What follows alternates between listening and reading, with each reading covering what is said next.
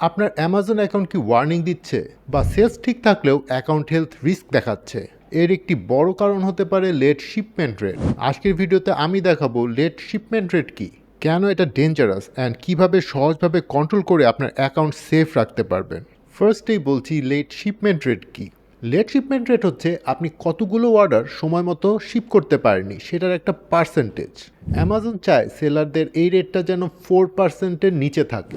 সহজভাবে বললে, customer order করার পর যদি প্রমিস টাইমের মধ্যে ডিসপ্যাচ না হয় সেটাই লেট শিপমেন্ট রেট হিসাবে কাউন্ট হয়।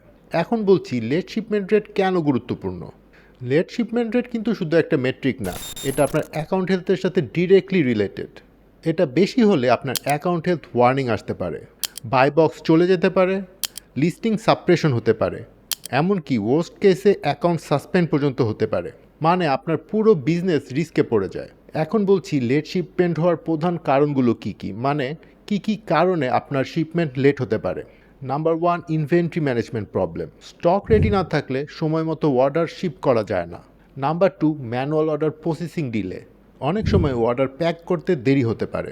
Number 3, courier delay or pick up issue. Logistics partner timely pick up না করলে শিপমেন্ট লেট হয়। Number 4, poor planning. Weekend, holiday বা পিক সিজন না বুঝে প্ল্যান করলে ব্যাকলগ তৈরি হয়। এবার আসা যাক লেট শিপমেন্ট কমানোর উপায়, মানে কি কি স্টেপ নিলে আপনার এই লেট শিপমেন্ট রেট আপনি কমাতে পারবেন। নাম্বার 1, ইনভেন্টরি রেডি রাখুন। আপনাকে অলওয়েজ ইনশিওর করতে হবে যে প্রোডাক্ট স্টক রেডি আছে। স্টক আউট বা ডিলেড রিস্টক অ্যাভয়েড করুন। Number 2, daily order processing routine রাখুন। একটা অর্ডার আসার সাথে সাথে সেম ডে বা নেক্সট ডে ডিসপ্যাচ করার হ্যাবিট তৈরি করুন। নাম্বার 3, রিলায়েবল কুরিয়ার সার্ভিস ব্যবহার করুন। ফাস্ট পিক আপ বা ট্র্যাকিং সিস্টেম আছে এরকম কুরিয়ার চুজ করুন।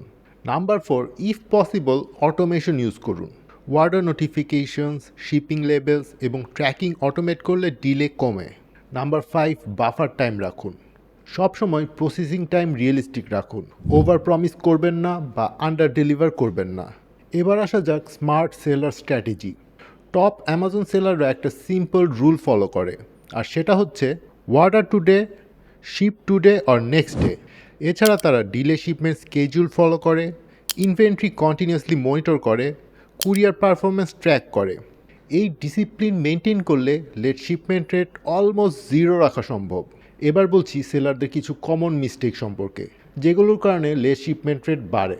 অনেক সেলার এই ভুলগুলো করেন, যেমন স্টক শেষ হওয়ার পরও লিস্টিং অ্যাক্টিভ রাখা, শিপিং ডিলে ইগনোর করা, উইকেন্ড ব্যাকলগ ইগনোর করা অ্যান্ড কুরিয়ার পারফরমেন্স চেক না করা। এই ছোট ভুলগুলো লেট শিপমেন্ট রেট দ্রুত বাড়িয়ে দেয়। তাই লেট শিপমেন্ট রেট শুধু একটা নাম্বার না, এটা আপনার অ্যামাজন অ্যাকাউন্টের ট্রাস্ট এবং পারফরমেন্সের ইন্ডিকেটর।